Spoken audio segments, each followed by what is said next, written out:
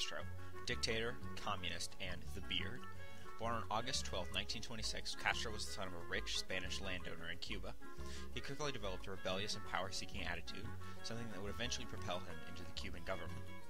His first revolutionary action wasn't even in Cuba. In 1948, he participated in a failed attempt to overthrow the Dominican Republic. He returned to Cuba and was active in normal Cuban politics until 1956. At this point, he began a guerrilla war against the corrupt Batista government. After 3 years of fighting, Castro gained control over Cuba. He quickly moved to consolidate power, mainly by confiscating property of U.S. corporations in Cuba. This was only the beginning of Castro's effects on the United States. In his time as a ruler of Cuba, he greatly heightened tensions between the U.S. and the USSR, caused a massive drain on U.S. resources, and was a source of several political scandals for the United States. 3 events involving the U.S. and Cuba stand out during the current regime's reign: the Cuban Missile Crisis, the invasion at the Bay of Pigs, and the Orlando Bosch scandal. The Cuban Missile Crisis started in September 1962, when the USSR began to install medium and short-range missile sites in Cuba, with Castro's permission. Soon, U.S. U-2 spy planes discovered the sites being built. The U.S. quickly responded with a naval blockade of Cuba. Then a U-2 spy plane was shot down over Cuba. At this high point in tension, an agreement was finally reached between Washington and the Kremlin. All of the U.S. missiles in southern Italy and Turkey would be removed in exchange for the removal of all Soviet missiles in Cuba. The Cuban Missile Crisis was the closest the U.S. and Soviet Union ever got to an all-out nuclear war, with the U.S. DEFCON at its highest level ever, DEFCON 2.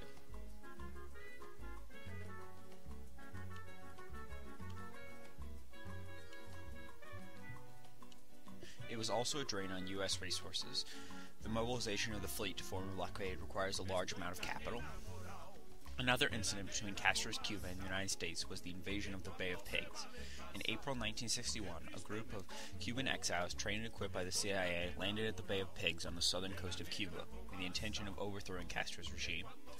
However, the invasion was a complete failure. It lasted only 3 days, and despite attempts to cover up U.S. involvement, it was plain to see. This incident was a serious humiliation to the U.S. and the Kennedy administration. It was also a massive drain on U.S. resources. In total, 129 Cuban exiles and U.S. airmen were killed. Castro has since used the incident to further cement his rule. A further occurrence between Castro's Cuba and the United States was the Orlando Bosch scandal. Orlando Bosch is an anti-Castro terrorist.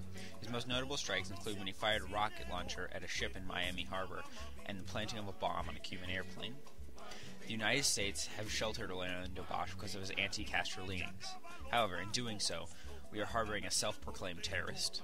This is a great contradiction of the U.S.'s strong anti-terrorist stance. Although Castro is certainly not responsible for all of these events, he certainly played an integral role in all of these Cuba-U.S. relations.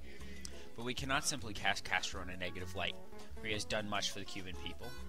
Since he became head of the Cuban government, he has drastically improved healthcare and education for all in Cuba.